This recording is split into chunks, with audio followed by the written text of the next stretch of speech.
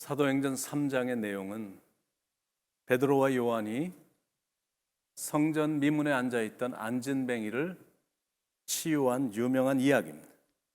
그냥 보통 환자를 치유한 게 아니라 날 때부터 안진뱅이를 치유한 사건입니다.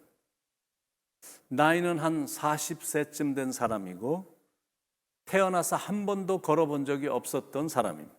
평생 몸을 땅에 붙이고 기어 다녀야 됐고 남의 도움이 없이는 전혀 움직일 수 없었던 사람이었습니다. 그러니까 40년 동안 얼마나 좌절이 됐을까? 그런데 치유가 됐으니 얼마나 기뻤을까? 질문입니다. 베드로는 어떻게 이런 대단한 일을 일으키는 사람이 됐을까? 첫 번째는 성령을 체험했기 때문에. 오순절 성령 체험을 한 뒤에 베드로의 삶은 완전히 바뀌었습니다. 이제는 자기 계획은 없고 오직 성령님의 인도함을 받는 인생으로 완전히 바뀐 겁니다. 그래서 그런 기적을 일으킬 수가 있었던 겁니다. 두 번째는 기도하는 사람이 됐기 때문에 1절에 제9시 기도 시간에 베드로 요한이 성전에 올라갈새 제자들은 귀신을 쫓아내지 못했습니다. 그런데 예수님은 귀신을 너무 쉽게 쫓아내시는 겁니다. 그러자 제자들이 예수님께 와서 물었습니다. 예수님, 어떻게 하면 이런 일을 할 수가 있습니까? 그랬더니 그때 예수님이 하신 말씀입니다. 기도 외에는 다른 것으로는 이런 유가 나갈 수가 없느니라. 그러니까 기도가 능력이다라는 거예요.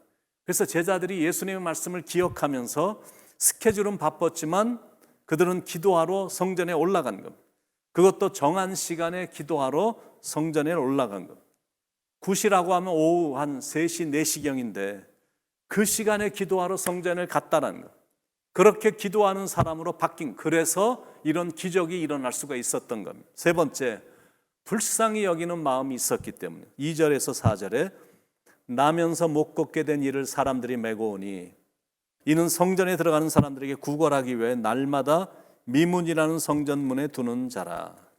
그가 베드로와 요한이 성전에 들어가려 함을 보고 구걸하거든 베드로가 요한과 더불어 주목하여 이르되 우리를 보라 하니. 모든 사람들은 다 그냥 지나쳤지만 베드로와 요한은 그냥 지나치지 않았습니다. 수중에 은도 없었고 금도 없었으니까 그냥 지나칠 수도 있었습니다. 그리고 기도하러 가는 길이었으니까 도움을 청하는 안진뱅이를 못 본 척하고 지나쳐도 뭐 큰 문제가 될 게 없었습니다. 그런데 베드로의 마음엔 선한 사마리안처럼 긍휼함이 있었기 때문에 그냥 지나칠 수가 없었던 겁니다. 그런 긍휼한 마음 때문에 이런 기적이 일어날 수 있게 된 것이다라는 거예요. 네 번째, 자기 안에 계신 예수님을 믿었기 때문에 5절 6절에 그가 그들에게 무엇을 얻을까 하여 바라보거늘 베드로가 이르되 은과 금은 내게 없거니와 내게 있는 이것을 내게 주노니 나사렛 예수 그리스도의 이름으로 일어나 걸으라 하고. 베드로와 요한에게 없었던 건 은과 금이었습니다. 그러나 그들에게 있었던 건 나사렛 예수 그리스도가 있었습니다.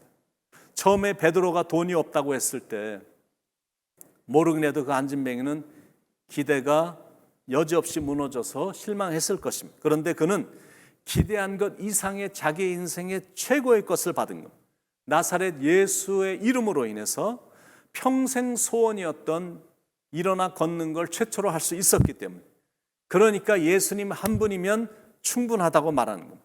대체적으로 사람들은 돈이면 다 된다고 생각을 하는데, 그러나 돈이 있다고 해서 안진뱅이를 고칠 수 있는 게 아니거든.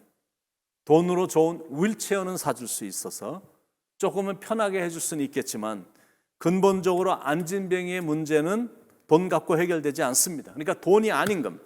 예수인 겁니다. 예수면 다 되기 때문에 그렇습니다.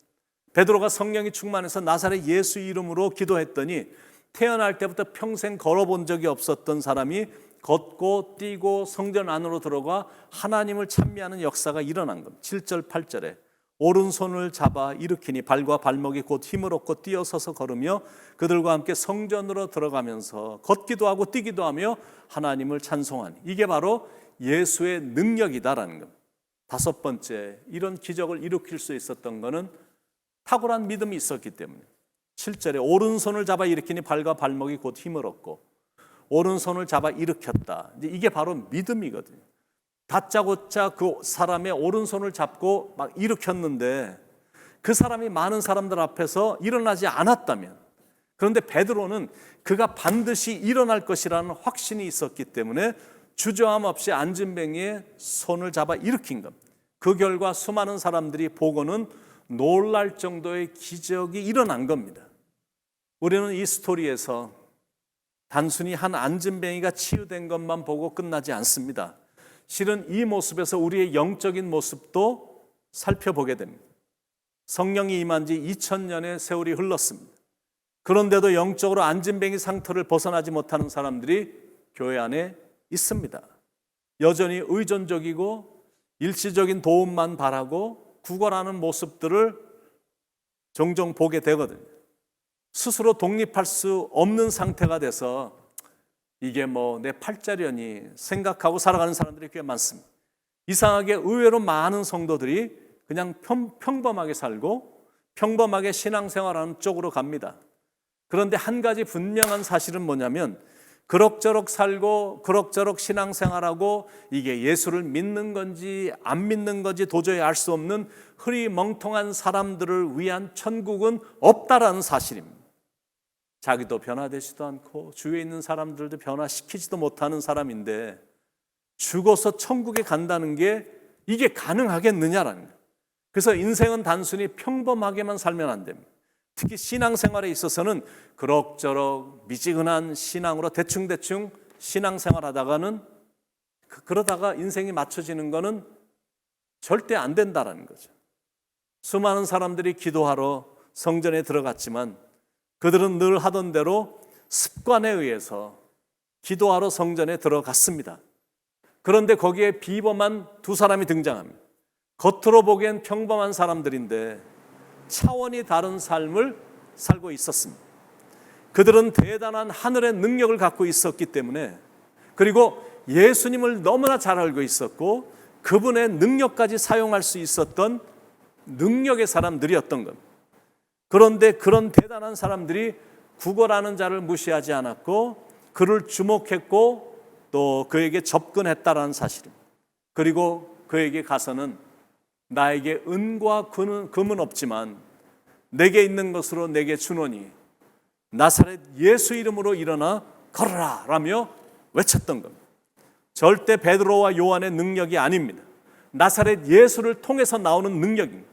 그리고 그런 기적이 나올 수 있었던 또 다른 이유가 뭐냐면 베드로와 요한도 그 능력을 확신했지만 안진뱅이도 믿었기 때문이다. 그래서 기적이 일어난 겁니다. 주는 사람이나 받는 사람의 마음이 하나가 돼서 그걸 믿음으로 받아들이니까 주님의 능력이 나타났다라는, 그러니까 주님의 능력을 믿어야 된다는. 그러니까 오늘 본문이 우리에게 주는 도전은 구경만 하는 사람이 되지 말라래요. 나사렛 예수의 이름을 사용하여 능력을 일으키며 살아라, 그겁니다. 내 안에 쉽게 찾아오는 무기력, 두려움, 염려, 근심, 질병을 나사렛 예수의 이름으로 물리치라라는. 나면서 한 번도 걸어본 적이 없는 사람이 걷고 뛰게 됐다. 그것보다 더 큰 감격은 없습니다. 자기 몸을 만져보니까 조금 전만 해도 비참했었는데 완전히 모습이 변한 겁니다. 일어날 수 있게 됐고 걷게 됐고 성전으로 뛰어들어가 사람들 앞에서 살아계신 하나님을 찬미했습니다. 그러니까 저절로 사람들에게 살아계신 하나님의 능력이 전해지게 된 겁니다. 9절 10절 모든 백성이 그 걷는 것과 하나님을 찬송함을 보고 그가 본래 성전 미문에 앉아 구걸하던 사람인 줄 알고 그에게 일어난 일로 인하여 심히 놀랍게 여기며 놀라니라. 그러니까 이건 누가 뭐래도 나사렛 예수 그리스도의 이름의 파워인 겁니다. 그래서 오직 예수야.